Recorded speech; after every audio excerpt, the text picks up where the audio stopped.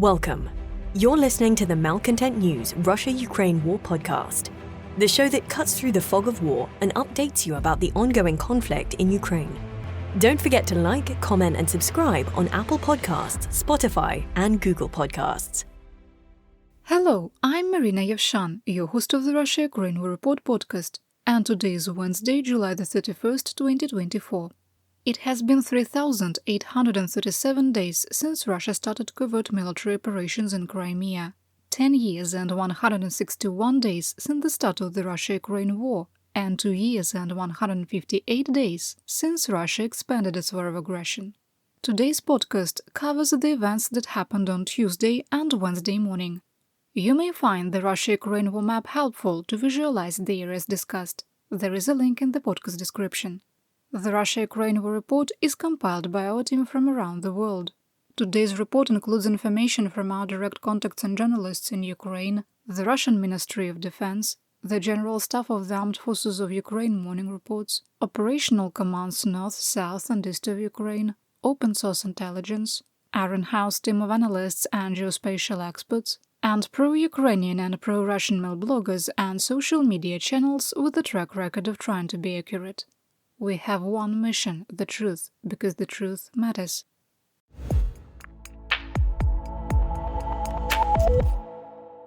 Here is my daily assessment. 1. Our assessment that a large-scale missile and drone attack on Ukrainian civilians and civilian infrastructure would occur within the next 6 days was regrettably accurate. 2. In our assessment, the risk of additional significant missile and drone attacks remains high. 3. We maintain that Russian forces have breached Ukrainian defenses at Progress and will likely continue to advance west and southwest due to favorable terrain. Despite the breach, Russian losses of armor, mobility and personnel are unsustainable. 4. Russia will continue to make tactical gains during its current offensive, but low troop morale, poor battlefield medicine, corruption and degraded logistics make it unlikely that Russian forces can achieve their 2024 operational goals. 5. The Ministry of Defense of Ukraine remains unsuccessful in desovietizing its senior commanders and meeting its obligations to properly train all new troops, resulting in preventable battlefield errors. 6. Persistent delays in the delivery of promised military hardware, munitions and funding continue to prevent the Ukrainian armed forces from reaching their full combat potential. 7. The policy of escalation management implemented by the NATO alliance and the United States, and to a small extent Germany, is a failure. We assess that the risk of a serious international incident is increasing due to Moscow's belief that NATO is unlikely to respond. 8. We maintain that without a solution to restore air parity that slows the use of Russian glide bombs, Ukrainian troops will continue to be forced to withdraw as Russia destroys every defensible position and location. 9. Russia will continue to commit increasingly worse violations of international humanitarian law until international watchdogs and Ukraine's allies take a unified and firm stance. 10. Russia's sustained attacks on Ukraine's energy infrastructure, which has destroyed over 80% of its combined thermal and power plant capacity, is a continuation of Russian crimes against humanity that started in October 2022, as outlined in 4 arrest warrants issued by the International Criminal Court. 11. We maintain the world is caught in the mutually assured destruction and stability paradox. 12. The attacks on Ukraine's energy infrastructure have incrementally increased the chance of an intentional nuclear accident at multiple nuclear facilities in Ukraine.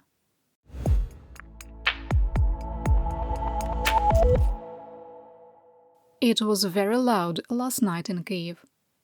Tuesday night to early this morning, Russia launched 89 Shahed 136 one-way drones in 2 waves and a Kh-59 guided air-to-surface missile. It was one of the largest Shahed UAV attacks since September 2022, and all 89 drones and the Kh-59 missile were intercepted. The Kyiv City Military Administration reported over 4 dozen drones were shot down during the 7th air raid in July to target the region. It was also the largest air raid to target the city in 2024. The head of the Kherson Oblast military administration, Alexander Prokudin, reported that air defenses near the city of Kherson shot down 9 Shaheds, with 1 civilian killed and 1 wounded by falling debris.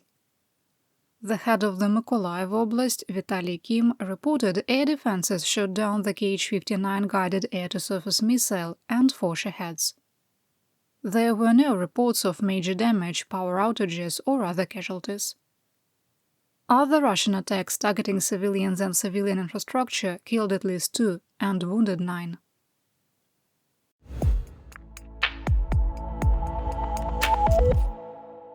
Now for today's action report summary. On Tuesday, Russia carried out 144 assaults, and through July the 30th, the 7-day moving average for daily attacks dropped to 138. The VKS, that's the Russian Aerospace Forces, carried out 85 airstrikes, dropping 141 bombs on civilian and military targets. Russian ground forces carried out over 4,300 fire missions with tubed and barrel artillery. There were no significant changes to the line of conflict, with adjustments made in the Vremivka and Orikhiv areas of operation. Let's dive into what happened on the battlefield.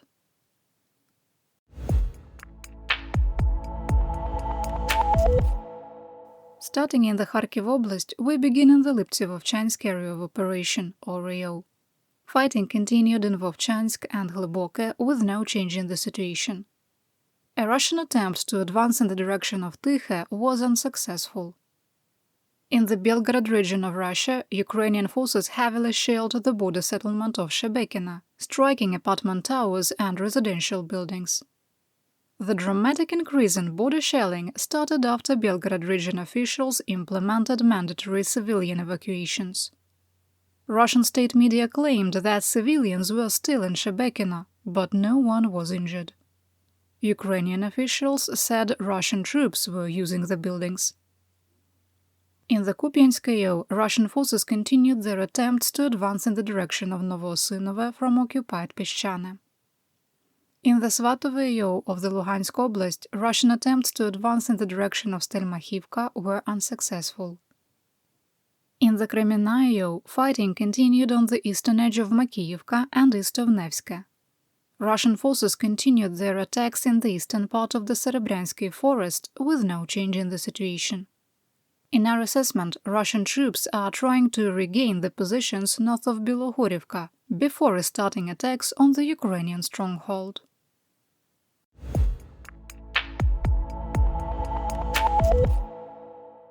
Now let's talk about the Donbass and the northeastern part of the Donetsk Oblast. In the Siversk AO, Russian assaults on Verkhnyokamyansk from Zolotarivka, southeast of Vyimka, and in the area of Pereizne were unsuccessful.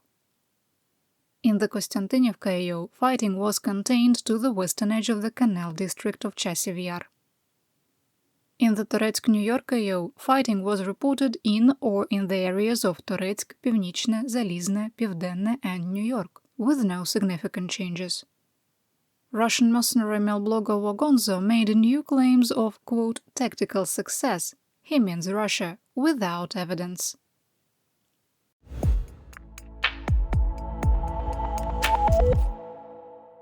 In southwestern Donetsk Oblast, Russian forces carried out 40 assaults in the Pokrovsk AO, where the situation remains critical. Despite the heavy attacks and Ukrainian troop shortages, no new territorial gains were recorded. Fighting continued on the eastern edge of Vozdvizhenka and Timofeivka, west and southwest of Lozovatske, and in Vesele, the one west of Progress. Russian forces continued their attempts to move through the tree lines on the railroad grid in the direction of Serhiivka and Zhelanne. There were no reports from Russian or Ukrainian sources of fighting near Yevgenivka or Novoselivka Persha, reinforcing yesterday's assessment that Ukrainian forces withdrew to the west side of the Vovcha River. Russia's inability to advance should not be interpreted as a stabilization of Ukrainian defensive lines. Russian troops have advanced up to 7 kilometers in the last 9 days and were already struggling with logistics. it is not unreasonable to expect an operational pause to stabilize new ground lines of communication, supply lines, before further advances. Further south, fighting for control of Yasnobrodivka continued, and Russian forces remained stuck between Netailov and Karlivka. In the Vuhledar-Yo, Russian troops suffered new catastrophic losses in the third failed offensive with armor support in the last 10 days. First, Russian and Ukrainian sources reported continued fighting in Krasnohorivka. We geolocated Ukrainian troops holding positions south of our current line of conflict on the map, but did not make changes to the map. Ukrainian and Russian forces are mixed in the northwestern part of the settlement, engaged in house-to-house fighting. Fighting continued in the center part of Paraskoviivka, where the 79th Air Assault Brigade and supporting units continued to effectively hold its defensive lines. South of Kostiantynivka, Russian forces launched another battalion-sized armored assault in the direction of the T-532 highway, defended by the 79th and the 72nd Motor Infantry Brigades. The Russian attack involved 57 armored vehicles, at least 9 motorcycles, and a company of light infantry in addition to dismounts. 12 armored fighting vehicles, 8 main battle tanks, and 9 motorcycles were destroyed. Dozens of Russian troops were killed and wounded before retreating in the direction of Solotka. Since October 2023, between Novomykhailivka and Solotka, over 425 Russian armored vehicles have been destroyed or abandoned.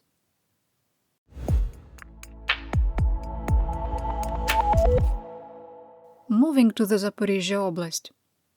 In the Orikhive-Yo, there were only reports of positional fighting near Mala Tokmachka and Robotine. The line of conflict, grey area and no man's land was adjusted near Robotine and based on new intelligence northwest of Verbove. The Ukrainian Air Force struck a Russian position with a French AASM Hammer precision-guided bomb. We'll link to the video in today's situation report, but keep listening, there's a better one. In the Kherson-Yo, positional fighting continued on the islands in the Dnipro River. In occupied Zabarine, the Ukrainian Air Force bombed a Russian command post with a French-provided AASM Hammer precision-guided bomb. A frame-by-frame analysis captured the munition 2 frames before it exploded, showing the guidance wings at the rear and not the center, like the United States-designed JDAM-ER. All that was left of the Russian position was a water-filled crater. We link to the video of the strike and the aftermath. There's more information in the podcast description. On the left bank of the Dnipro River, 2 Russian soldiers took a boat to an area where civilians had fled, took off their uniforms and looted homes. At the same time, a Ukrainian drone operator recorded their every move. After returning to their small boat, they discovered it was sunk by a drone-delivered IED. Both were wounded, one severely, but were still able to swim to shore. Removing uniforms to hide as civilians is perfidy, and add in looting, and that's 2 war crimes in one.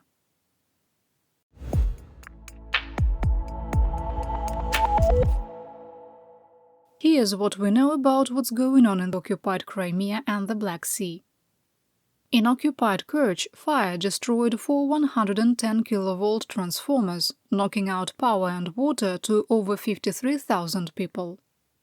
Residents reported after the power outage started, raw sewage was being dumped into the Malek-Chesme River.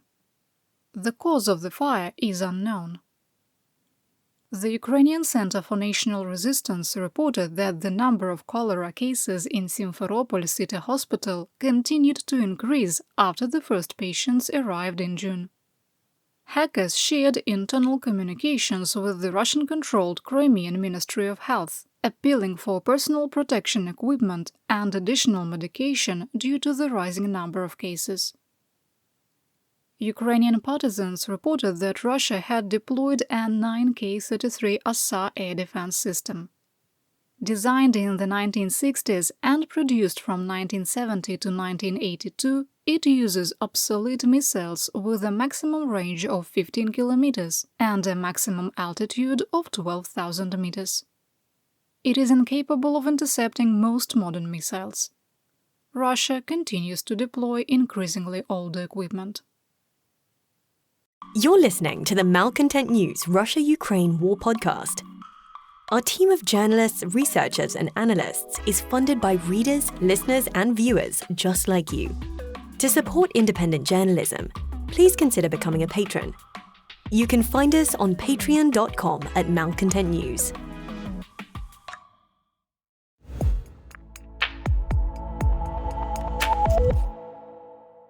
This is the situation on the Russian front. Andriy Yusov, the representative of the Defense Intelligence of Ukraine, told United States state media agency Radio Liberty that the July 25th drone attack on Alenia military airfield damaged two Tu-22 M3 strategic bombers. Ukrainian intelligence claimed that the fuselage and tail sections of Red 31 and Red 33 were pierced by shrapnel. Satellite images published earlier today did not show any damage, and when asked, Yusov said, quote, "It should be noted that satellite images are undoubtedly a very important source of information, but the nature of damage and aftermath are different, and this is certainly not the only source of information to rely on." Unquote. In Yekaterinburg, Russia, a fire erupted at the Research and Production Association of Automation plant, which produces control systems for rockets. Over 800 square meters of the facility were involved, and the roof collapsed. In the Kursk region, Ukrainian drones or missiles struck the oil depot in Vozy, causing a large fire. In the Republic of Tatarstan, a tornado tore through Begesheva airport. 2 airport employees were injured, and the twister threw 4 Diamond Da-42 twin-engine training aircraft and a helicopter. Russian officials said the tornado did not impact airport operations, quote, "in any way." Everything is going to plan. Stop asking questions. Tornadoes only damage pathetic inferior American airports. I made that last part up.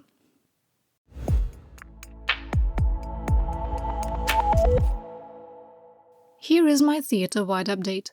A photo showed a North Korean Bullseye 4 self-propelled anti-tank missile system in use by the armed forces of the Russian Federation in northern Kharkiv Oblast.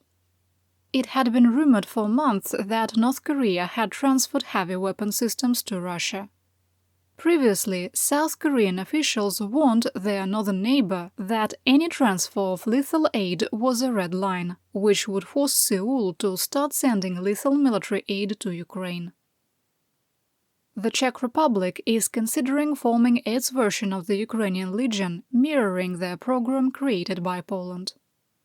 Ukrainian men living in Europe would volunteer for the formation and would be trained and equipped by the Czech Republic and its allies. The Ukrainian Legion in Poland received over 4,000 applicants, with new members citing assurances of proper training and equipment motivating them to return home and defend Ukraine. The Wall Street Journal reported that the United States would provide Ukraine with AMRAAM and AIM-9X air-to-air missiles and additional AGM-88 MARM air-to-ground anti-radiation missiles, long-range JDAM kits for bombs, and GLSDB small-diameter glide bombs for the F-16 fighter planes. When they finally arrive.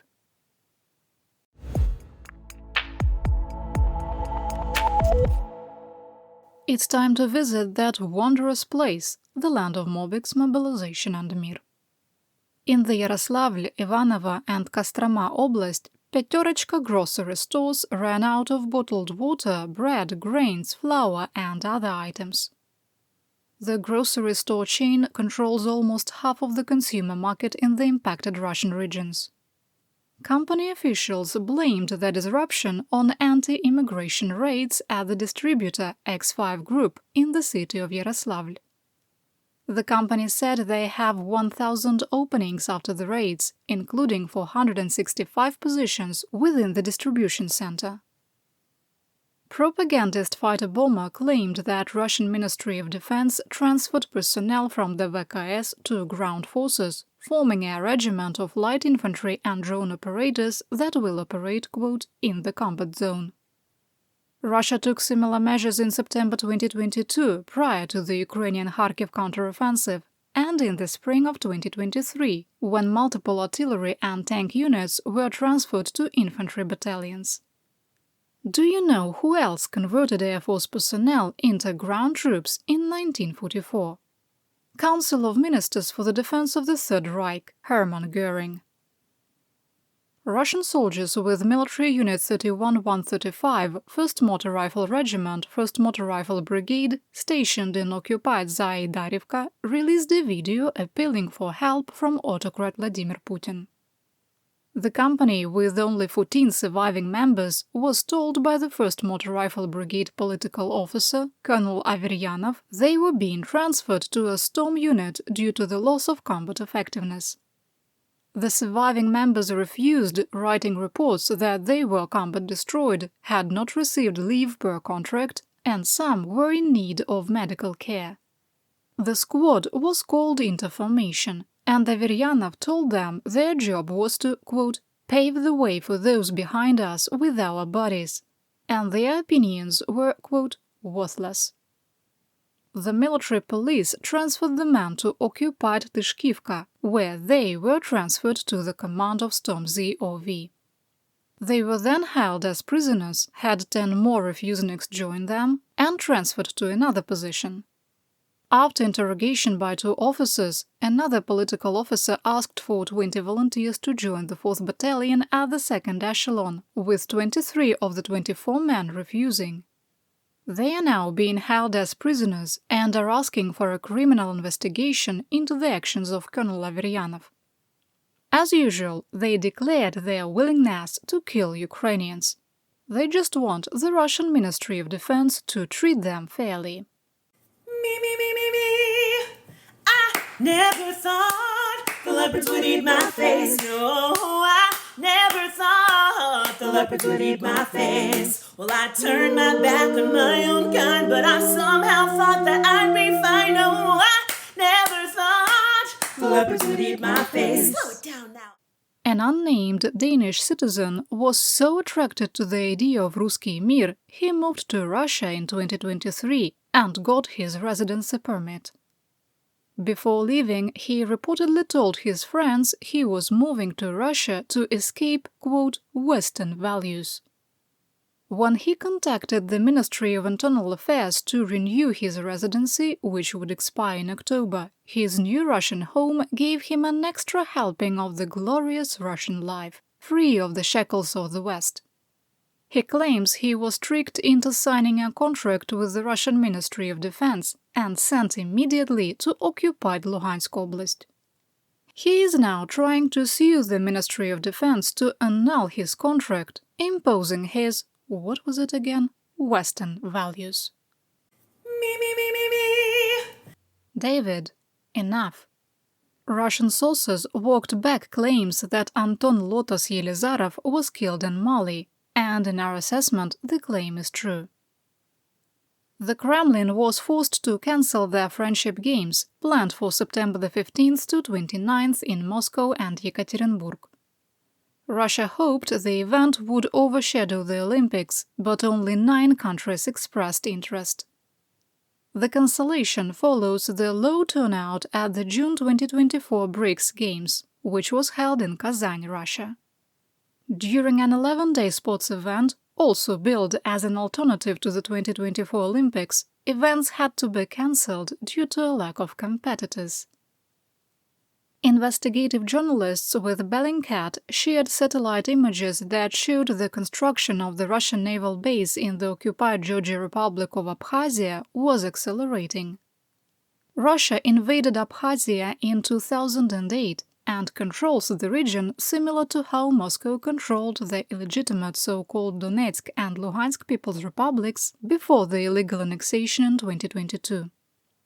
The naval base is being built in Ochamchira and will support a Coast Guard unit, a terminal for the Security Service of Russia, or the FSB, and the ability to support vessels of the Black Sea Fleet.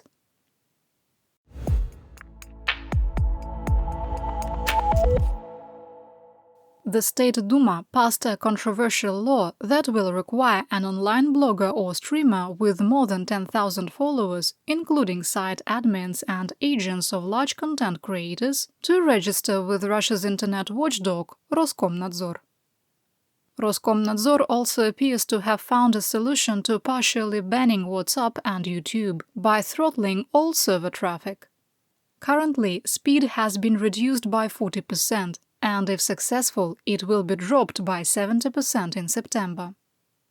The Duma has amended the Russian law on communications to transfer de facto control of content on Runet to the FSB. Russia is already in 6th place for implementing the most restrictions of freedoms on the Internet, and in 3rd place for censorship.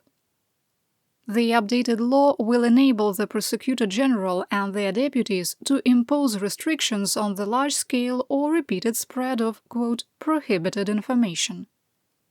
Roskomnadzor can then demand Internet providers to slow or block traffic and require the release of user information for any device that spreads or accesses the prohibited content.